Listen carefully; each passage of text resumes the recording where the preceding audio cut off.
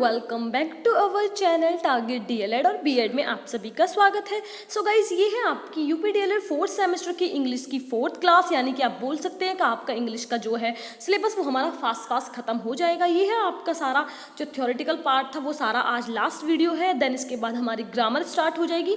सो आज हम डिस्कस करने वाले हैं the situational approach, the oral approach, the drill method. देखिए सारी चीज़ें मैंने आपको नोट्स के साथ विद हिंदी एक्सप्लेनेशन इतने अच्छे से समझाई हैं।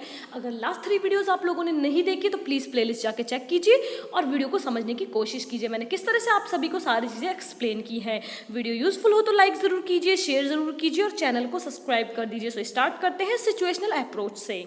सो फर्स्ट सिचुएशनल अप्रोच आखिर है क्या, इसके बारे में थोड़ी थोड़ी डिटेल्स जान लेते हैं। ठीक है, it has been developed from 1930 to 1950 by British linguist Harold Palmer and A S. Hornsby. यानी कि जो आपका सिचुएशनल अप्रोच है उसका अगर डेवलप करने की बात करें तो वो आपका 1930 से 1950 के बीच में हुआ था। और इसको किसने डेवलप किया था? इसको 2 आपके राइटर्स ने किया था, British linguist Harold Palmer and A S. Hornsby ने। अगर एग्जाम में पूछा जाता है कि सिचुएशनल अप्रोच कब डेवलप हुआ था, कौन से सन में हुआ था और किसके द्वारा हुआ था, तो आपको लिखना है 1930 से 1950 के बीच में। आपको ना तो 1930 लिखना है ना 1950, 1930 टू 1950। ठीक है, देन आता है आपका किसके द्वारा, तो ये है linguist Harold Palmer and A S. Hornsby के अनुसार। ठीक है, it is also known as oral approach, यानी कि जो आपका सिचुएशन अप्रोच है वो ओरल अप्रोच के नाम से भी जाना जाता है। ठीक है, there are 2 main content, grammar control and vocabulary control. यानी कि सिचुएशन अप्रोच के 2 मेन कंटेंट होते हैं जिन्हें हम 2 नामों से जानते हैं, grammar control and vocabulary control. So अब बात करते हैं आपकी characteristics of situational approach. Its main focus on the need to practice language in meaningful situation based on activities। यानी इस लाइन का मतलब है कि मीनिंगफुल सिचुएशन में यानी लैंग्वेज की प्रैक्टिस करने पर इसका मेन फोकस होता है। जो किस पर डिपेंड है वो है आपका बेस्ड होता है एक्टिविटीज़ पर। यानी कि यहाँ पर बताया गया है it's main focus on the need to practice language in meaningful situation. यानी कि मीनिंगफुल सिचुएशन में आपको भाषा की अभ्यास करने की आवश्यकता होती है, जो आपका मेन फोकस होता है सिचुएशन अप्रोच में। और जो आपका ये मीनिंगफुल सिचुएशन है वो किस पर बेस्ड होती है? आपकी एक्टिविटीज़ पर। ठीक है, language learning is based on habit formation. यानी जो आपकी लैंग्वेज लर्निंग है वो आपकी बेस्ड होती है हैबिट इन्फॉर्मेशन पर। ठीक है, मीनिंगफुल इन्वायरमेंट रिक्वायर्ड, यहाँ पर आपका यानी जो आपका मीनिंगफुल इन्वायरमेंट रिक्वायर्ड, यानी कि यहाँ पर आपका जो मीनिंगफुल इन्वायरमेंट की आपको आवश्यकता होती है, आप बोल सकते हैं नीड होती है। क्योंकि देखिए अगर आप किसी चीज़ को सीखना चाहते हैं, आपकी क्लासेस होती है तो आप लोग को स्कूल भी हमें उस जगह पर बनाना पड़ता है जहाँ पर आपका जो इन्वायरमेंट है वो इस तरह का हो कि हम वहाँ पर स्कूल ओपन कर सकें। तो इसी तरह से इसमें भी यही है कि मीनिंगफुल इन्वायरमेंट की यहाँ पर ज़रूरत होती है, आवश्यकता होती है। ठीक है, the meaning of the word can be learn only in linguistic and cultural context. यानी आपका जो शब्द का अर्थ होता है, आप बोल सकते हैं आपका जो मीनिंग होता है वो सिर्फ भाषा और आपके सांस्कृतिक संदर्भ में ही सीखा जा सकता है। यानी कि the meaning of the word can be learn only linguistic, जो कि हम बोलते हैं हिंदी में भाषाई, एंड देन आता है कल्चरल कॉन्टेक्स्ट, सांस्कृतिक संदर्भ में ही सीखा जा सकता है। ये होते हैं आपके कैरेक्टरिस्टिक सिचुएशनल अप्रोच के। देन हम डिस्कस करेंगे द ओरल अप्रोच। गाइस अब हम डिस्कस करेंगे द ओरल अप्रोच। फर्स्टली आपको थोड़ा सा अगर मैं अपनी लैंग्वेज में बताने की कोशिश करूँ तो ओरल अप्रोच होता क्या है। जब हमारे टीचर क्लास में एंट्री करते हैं तो वो कुछ चीज़ें, जैसे हमने आज टॉपिक है हमारा इंग्लिश में कुछ भी कह सकते हैं, कोई चैप्टर उन्हें समझाना है हमको, तो वो फर्स्टली क्या करते हैं, वो उसे डायरेक्ट जाके लिखते नहीं है।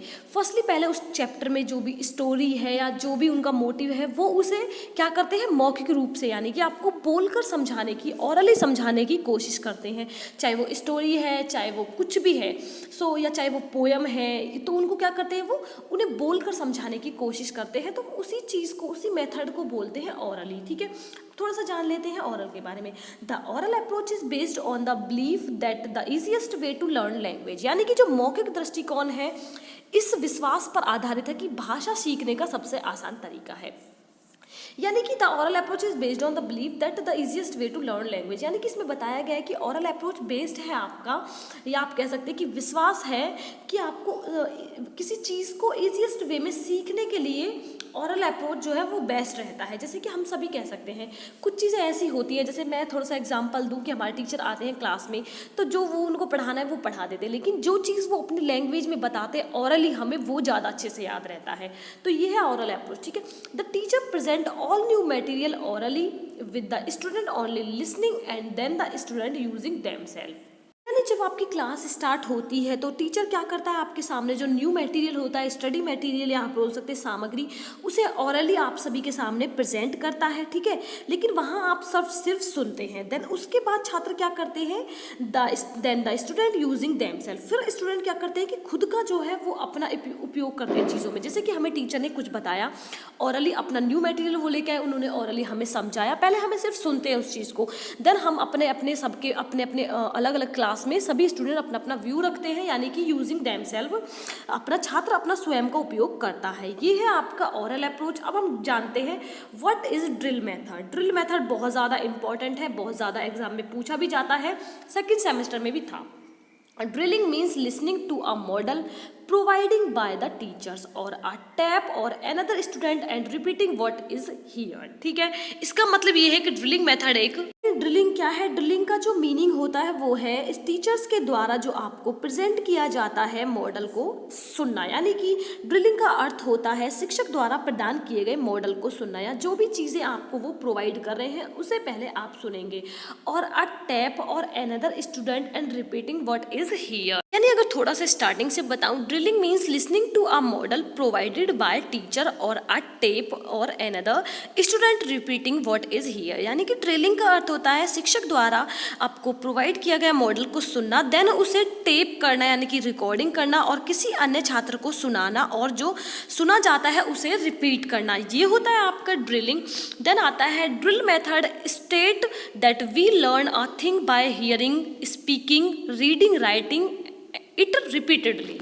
Guys drill method state that, यानी कि ड्रिलिंग मेथड बोल सकते हैं, ड्रिलिंग विधि बताती है we learn a thing by hearing, यानी कि हमने एक चीज़ को hearing, speaking, reading and writing it repeatedly, यानी कि हमने एक चीज़ को बार बार पढ़ने और लिखने की बात को सुनकर सीखा। यानी कि यहाँ पर बताया गया है कि किसी चीज़ को हमने क्या करा है, बार बार पहले पढ़ा उसे, फिर उसे लिखने की बात की, एंड देन सुनकर उस चीज़ को हमने सीखा।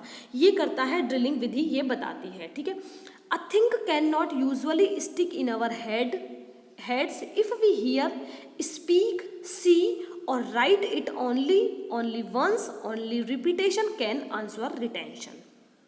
इसका मतलब ये है thing can not usually stick, यानी a thing can not usually stick in our mind, यानी कि एक जो चीज़ है वो यूजुअली आपके हेड में चिपक नहीं सकती है। इफ़ वी हियर, स्पीक, सी और राइट इट ओनली वंस, यानी कि आप अगर किसी चीज़ को सुन रहे हैं, बोल रहे हैं या लिख रहे हैं, देख रहे हैं सिर्फ एक बार, तो वो चीज़ आपके माइंड में नहीं बैठ सकती। Only repetition can ensure retention, सिर्फ आपका रिपीटेशन की ही अवधारणा सुनिश्चित कर सकता है, यानी कि ओनली आपकी रिपीटेशन ही क्या कर सकती है, उस चीज़ को एंश्योर कर सकती है या आपके माइंड में बिठा सकती है कि आप अगर चीज़ों को आप बार बार रिपीट करेंगे। देखिए सबसे बड़ी बात, अगर मैं इस चीज़ का एक मीनिंग बताऊँ तो यहाँ पे इसका मीनिंग ये है कि आप जब कुछ चीज़, हम एक चैप्टर लेके बैठते हैं, एग्जाम्पल देती हूँ, तो हम उसे एक बार पढ़ते हैं, एक बार लिखते हैं, एक बार सुनते हैं, एक बार समझते हैं, तो वो एक बार में हमारे माइंड में नहीं बैठता है, ठीक है। सो हम क्या करते हैं, उसे बार बार रिपीट करते हैं, वो चीज़ हमारे माइंड में बैठती है। इसका मतलब ये था, ठीक है। यहाँ आपका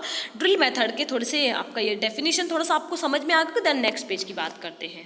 तो यहाँ आते हैं आपके ड्रिल मेथड का एडवांटेजेस के बारे में बात करते हैं। The drilling helps our learners to memorize language by the teacher's control, यानी गाइस ड्रिलिंग हमारे शिक्षार्थी यानी लर्नर्स को शिक्षक नियंत्रण, यानी कि शिक्षक नियंत्रण बोलते हैं आपके टीचर्स कंट्रोल द्वारा भाषा याद करने में मदद करती है। यानी कि ड्रिलिंग हमारे शिक्षार्थियों को शिक्षक नियंत्रण द्वारा भाषा याद रखने में मदद करती है। यानी कि ड्रिलिंग हमें जो लर्नर्स होते हैं उन्हें आपकी मेमोराइज लैंग्वेज में आपको टीचर्स के द्वारा कंट्रोल करने में हेल्प करती है।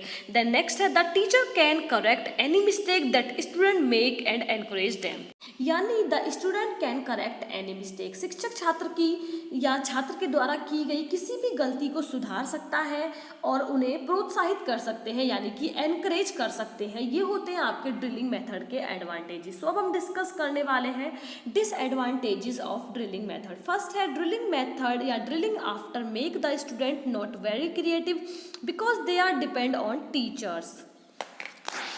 Guys drilling often make the student not very creative, यानी कि जो ड्रिलिंग है वो अक्सर छात्रों को बहुत ज़्यादा रचनात्मक नहीं बनाती है। क्यों नहीं बनाती है? Because they are depend on teachers, यानी कि वो अपने टीचर्स पर निर्भर रहते हैं, इसलिए वो उन्हें क्रिएटिव नहीं बनाती है। सेकंड है, one of the problem about drills is that they are fairly monotonous, यानी guys one of the problem about drills method, यानी कि जो ड्रिल मेथड है उसके साथ एक समस्या ये भी है is that they are fairly monotonous, यानी कि वे काफ़ी नीरस होते हैं। आप बोल सकते हैं कि एक ही चीज़ को उसी लय और ताल के साथ पढ़ाते रहते हैं, तो इस वजह से ये इतना आपका अच्छा नहीं है, और या हम कह सकते हैं इसके साथ एक ये सबसे बड़ी ज़्यादा प्रॉब्लम है। सो यहाँ आपका ये वाला चैप्टर हमने कंप्लीट करा दिया है, जिसमें हमने डिस्कस किया है आपका सिचुएशनल अप्रोच, ओरल अप्रोच और ड्रिल मेथड। आई होप आप सभी को समझ में आया होगा। वीडियो अच्छी लगती है तो लाइक ज़रूर कीजिए ज़रूर, और शेयर कर देना, और चैनल को सब्सक्राइब कर देना। नेक्स्ट वीडियो से आपकी स्टार्ट हो जाएगी ग्रामर, सो आप लोग ज़रूर बने रहें चैनल पर और चैनल को सब्सक्राइब कर दें।